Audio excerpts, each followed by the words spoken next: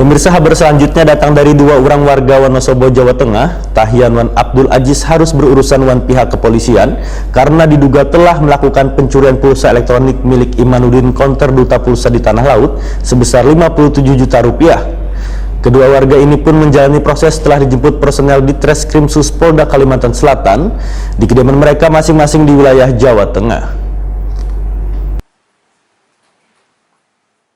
Dua orang warga Wonosobo, Jawa Tengah, Tahian Wan Abdul Aziz, harus berurusan dengan pihak kepolisian karena diduga telah melakukan pencurian pulsa elektronik milik Imanuddin, konter duta pulsa di tanah laut sebesar 57 juta rupiah. Bermodalkan laporan korban, Subdit V Cyber di Treskrimsus Polda Kalimantan Selatan melakukan penyelidikan yang hasilnya melalui IT mengarahkan kepada kedua pelaku. Kedua warga ini pun menjalani proses setelah dijemput personel di Treskrimsus Polda Kalimantan Selatan di kediaman mereka masing-masing di wilayah Jawa Tengah. Wayah gelar press release di Mapolda, Baisukan Kamis 12 November 2020, Kapolda Kalimantan Selatan Irjen Pol Dr. Niko Afinta menyatakan, modus kedua tersangka adalah membobol sistem pulsa yang ada di konter duta pulsa yang mana saldonya berjumlah 180 juta rupiah, kemudian berkurang menjadi 123 juta rupiah. Niko Afinta menjelaskan, selain mengamankan kedua tersangka, penyidik juga menyita barang bukti berupa handphone, kartu ATM, komputer yang digunakan pelaku untuk melakukan modusnya.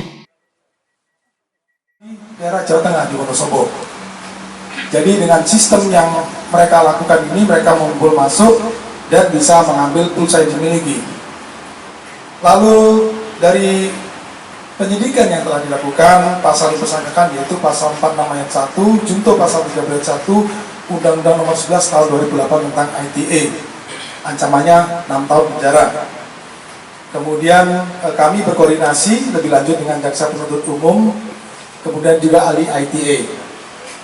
Kami berharap kepada siapa saja kalau membeli pulsa diharapkan kepada toko yang memang mempunyai verifikasi sudah menjual pulsa. Lalu yang berikutnya kami bekerjasama dengan tim dari tim IT supaya software ini bisa diperbaiki lebih lanjut. Lalu yang kedua, terkait dengan penindakan kasus LPG 3 kilo. Niko Afinta menambahkan kedua tersangka akan dikenakan pasal 46 ayat 1, contoh pasal 30 ayat 1 Undang-Undang Nomor 11 Tahun 2008 tentang IT dengan ancaman hukuman 6 tahun penjara.